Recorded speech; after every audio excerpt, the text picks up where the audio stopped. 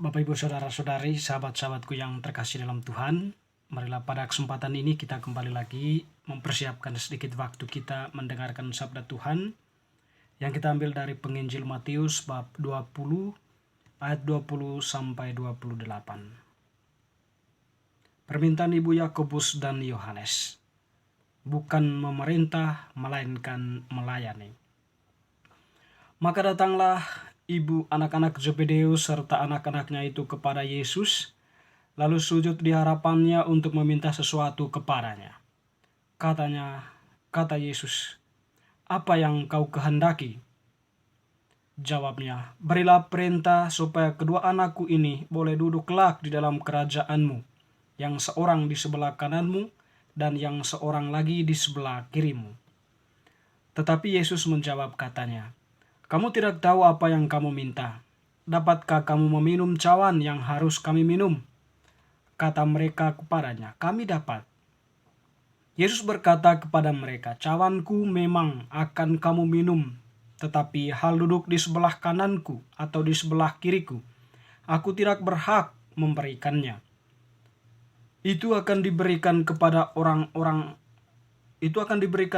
orang-orang bagi siapa Bapakku telah menyediakannya." Mendengar itu marahlah ke-10 murid yang lain kepada kedua saudara itu. Tetapi Yesus memanggil mereka lalu berkata, "Kamu tahu bahwa pemerintah-pemerintah bangsa-bangsa memerintah rakyatnya dengan tangan besi, dan pembesar-pembesar menjalankan kuasanya dengan keras atas mereka. Tidaklah demikian di antara kamu. Barang siapa ingin menjadi besar di antara kamu, hendaklah ia menjadi pelayanmu. Dan barang siapa ingin menjadi terkemuka di antara kamu, hendaklah ia menjadi hambamu. Sama seperti Anak Manusia datang, bukan untuk dilayani, melainkan untuk melayani, dan untuk memberikan nyawanya menjadi tebusan bagi banyak orang." Demikianlah sabda Tuhan, terpujilah Kristus. Bapak Ibu Saudara-saudari, teman-temanku, sahabat-sahabat yang terkasih dalam Tuhan, bacaan yang telah kita dengarkan tadi, sepintas lalu kita bisa mengambil atau menarik sebuah refleksi untuk memperoleh atau untuk masuk ke dalam kerajaan surga. Itu harus melalui suatu perjuangan. Kalau Yesus tadi mengatakan bahwa dia harus minum cawan yang harus diminum oleh Tuhan. Artinya orang itu harus memikul salib. Salib itu apa? Ya, salib itu adalah pengalaman-pengalaman hidup. Pengalaman-pengalaman yang menyenangkan maupun pengalaman-pengalaman kita ditindas. Pengalaman kita mengalami penderitaan. Pengalaman-pengalaman di mana kita tidak diperhitungkan, dan bahkan pengalaman di mana kita ditolak, kita diadili karena kita membela kebenaran atau karena kita menunjukkan kebenaran itu di tengah kehidupan sosial kita. Jadi sekiranya itulah yang dimaksud dengan cawan yang akan kau minum.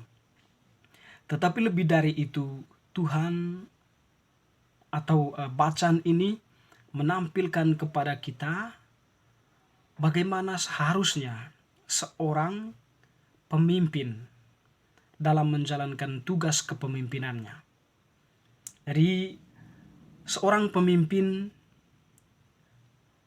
harus menunjukkan diri di dalam kebijaksanaan ilahi, atau boleh kita katakan bahwa seorang pemimpin hendaknya mempunyai referensi yang mengarahkan dirinya kepada tindakan-tindakan yang menjunjung tinggi kebaikan bersama atau bonum comuni. Sehingga bagi Tuhan, karakter yang perlu dimiliki oleh seorang pemimpin adalah karakter pelayanan. Bukan penguasa, bukan seorang yang otoritarian, atau bukan seorang yang memiliki kekuasaan yang absolut, segala sesuatunya terpusat pada dirinya. Bagi Tuhan semuanya itu adalah kehendak dunia ini, dalam tanda kutip, yang memang senantiasa bercokol pada kepentingan-kepentingan yang didorong oleh nafsu-nafsunya, atau yang didorong oleh keinginan-keinginannya yang begitu banyak, yang begitu liar, yang memungkinkan atau yang mengarahkan dirinya pada berbagai tindakan kekerasan, menjalankan kekuasaannya dengan tangan besi. Jadi bagi Tuhan, karakter seorang pemimpin itu adalah karakter seorang pelayan. Berarti seorang pelayan itu orang yang melayani orang-orang yang dipimpinnya, atau seorang yang melayani orang-orang yang dipercayakan kepadanya, mengarahkan mereka kepada kesejahteraan yang merupakan tujuan dari kepemimpinannya, atau lebih dari itu mengarahkan mereka untuk bisa mengenal, menghayati kebenaran dalam kehidupan mereka, atau menumbuhkan iman yang teguh di dalam hati mereka. Pada kesempatan ini kita merayakan pesta dari Santo Yakobus Rasul. Santo Yakobus Rasul merupakan salah satu murid Tuhan yang dikatakan dekat dengan Tuhan, ya. Jadi dia itu seorang pelayan, seorang nelayan yang dulunya bekerja sebagai orang-orang penangkap ikan di laut, atau boleh kita katakan bahwa dia itu adalah seorang yang penjual ikan, ya, nelayan yang menjual ikan. Tetapi Tuhan memanggil dia ya untuk kemudian menjadi penjala manusia, atau bagian dari penjala manusia. Meskipun itu dikatakan kepada Santo Petrus, tetapi mereka semua boleh dikatakan terlibat di dalamnya sebagai penjala yang menjala manusia. Jadi Santo Yakobus ini mengikuti Yesus dengan setia, sehingga dikatakan bahwa dia itu cukup dekat dengan Tuhan. Dan pada kesempatan ini kita tadi memperkenalkan, atau kita tadi didengarkan bacaan Injil bagaimana seorang ibu atau ibu dari anak-anak Zebedeus itu meminta kepada Yesus untuk sekiranya mempersiapkan tempat baik kedua anaknya itu sebelah kiri dan kanan Yesus ketika nanti berada dalam kerajaan surga. Tetapi ya, melihat dari jawaban Yesus ini, anak itu nanti, atau anak-anak dari ibu ini nanti akan minum cawan Tuhan, ya. Tapi untuk menentukan duduk di sebelah kiri dan kanan bukanlah hak Tuhan. Kita menggarisbawahi akan meminum cawan. Artinya di sini bahwa murid-murid ini, Yakobus ini nanti akan menjadi rasul yang akan diutus mewartakan ke Tuhan yang sudah bangkit, ya. Tetapi konteks dia lebih pada konteks keyahudian, wilayah keyahudian. Jadi di tengah orang-orang Yahudi dia mewartakan dengan gagah perkasa, dengan penuh keyakinan Yesus yang telah bangkit, atau Yesus itu adalah Sang Mesias yang dijanjikan oleh Allah kepada nenek moyang mereka. Jadi dia itu sudah datang dan sudah melakukan sebuah tindakan penebusan atas dosa-dosa kita. Dia mengorbankan dirinya sebagai anak domba Allah yang semuanya itu bertujuan untuk menebus dosa kita, atau membebaskan kita dari perbudakan dosa. Jadi sekiranya, atau mungkin hal yang digarisbawahi dari pewartaan Santo Yakobus ini adalah kebangkitan Tuhan, dan juga dia itu adalah Mesias di tengah orang-orang Yahudi, atau di tengah orang-orang sebangsanya.